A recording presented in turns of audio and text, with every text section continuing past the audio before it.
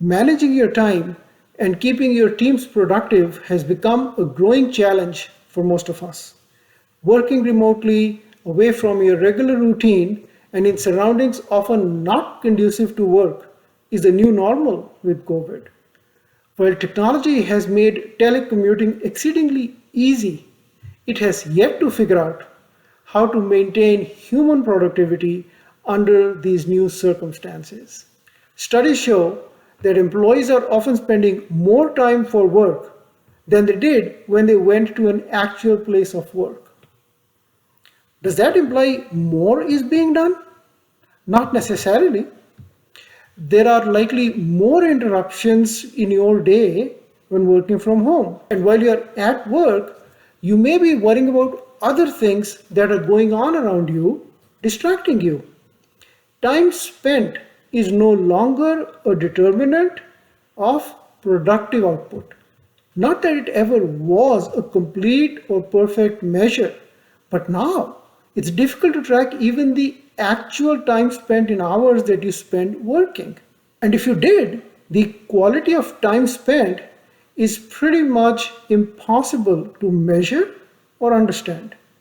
Project managers have historically used the term time and material to compute the cost or value of work done.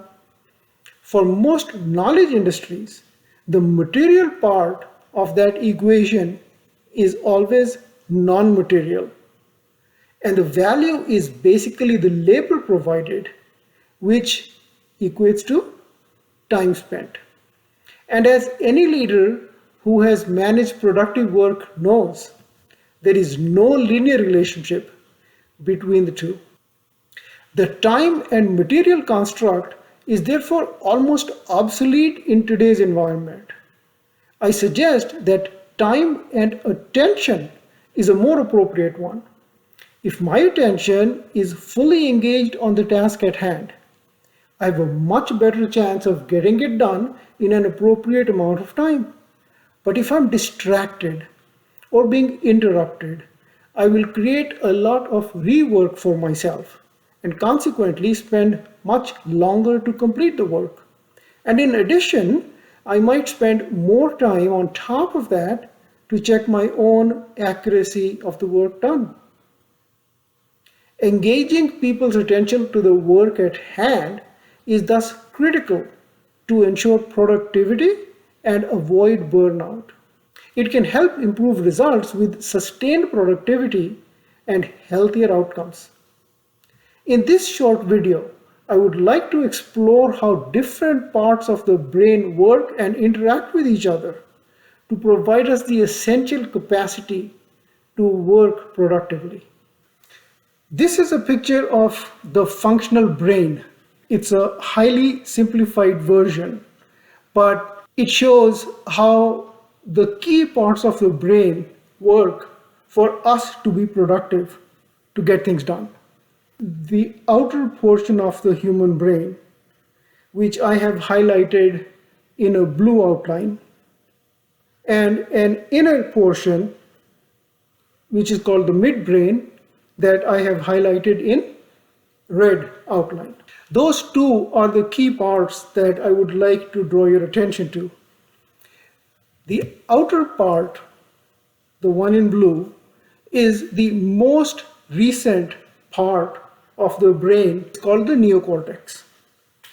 This is the part of the brain that has the procedural memory, that remembers how we do things, and it processes information, and it retains information.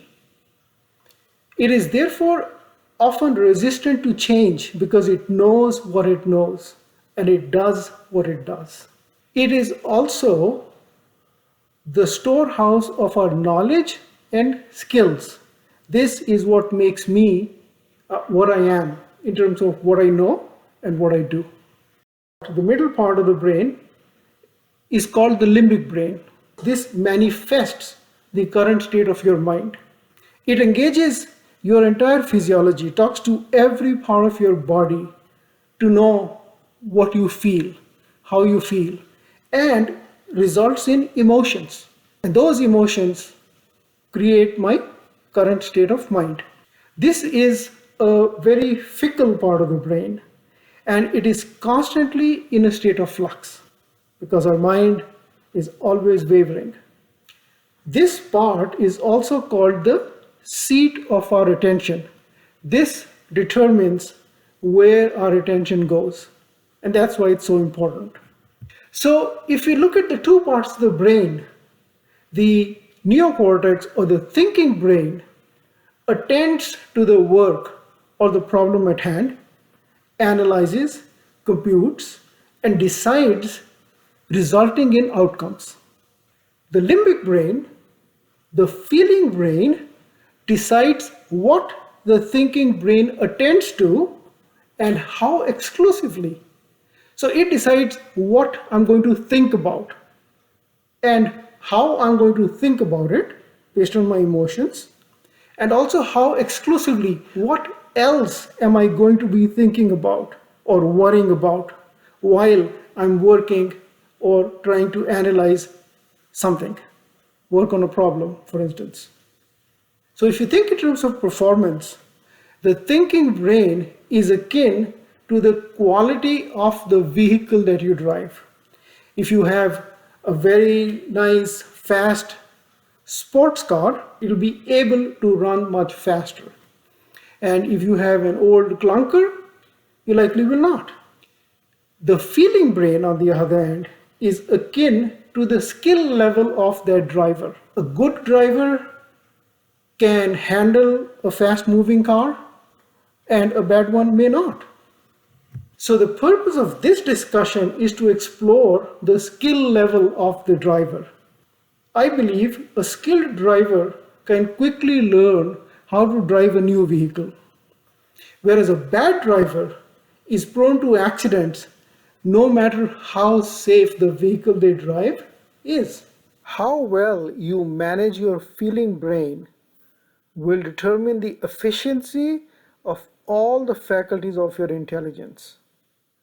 And that will make the difference between time productively spent and time passed. If you want a better handle on people's time and attention, you had better first have a handle on your own. There are 5 techniques or principles that you can apply. First one is learning to focus. At any given moment, even now as you listen to me, there are many other voices going in your mind. There are other things you're thinking about, even while you're thinking about this one.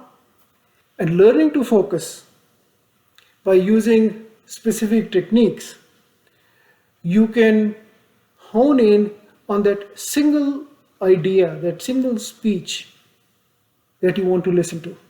Secondly, identifying distractions. At any given moment, we are mostly distracted, a little or a lot. By being able to identify the distractions that are causing me to be less productive, I have a much better chance at improving my focus and keeping my vehicle in the right lane.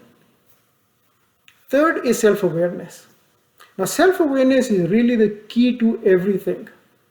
By practicing the techniques of self-awareness, I gain knowledge of who I am, how my system works, how do I think, when am I more productive, when am I more creative, what makes me more creative, what makes me more productive.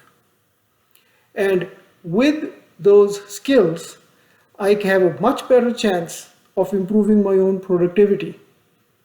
Fourth is developing concentration or quieting your mind. Specific techniques that help me, once I have focus, that help me engage all my mental faculties on that subject, can help me become more productive, can now actually help me to drive my car faster. And the last one, building a healthy constitution. By that, I mean making yourself stronger in your ability to be productive in whatever you do, whenever you do, however you do it. I like to call it a symbiotic relationship between your neurology and your physiology. Once they are in balance, once they are congruent, then I have a much better chance of sustainably retaining my focus and becoming productive quickly and remaining productive for longer durations of time.